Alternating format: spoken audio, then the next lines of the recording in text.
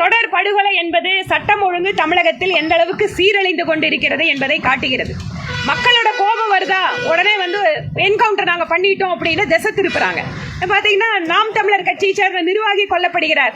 அரசியல் கட்சியை சார்ந்தவர்களுக்கு இதுதான் நிலைமை என்றால், இன்று ஒவ்வொரு நாளும் குறிப்பாக பெண்கள் மீதான வன்முறை, பட்டியலத்தை சார்ந்தவர்கள் மீதான வன்முறை, தமிழகம் என்பது அமைதி பூங்கா என்கின்ற நிலையை பெருமளவு இந்த திராவிட முன்னேற்ற கழகத்தினுடைய திராவிட மாடல் ஆட்சி ஏற்படுத்தி கொண்டிருக்கிறது.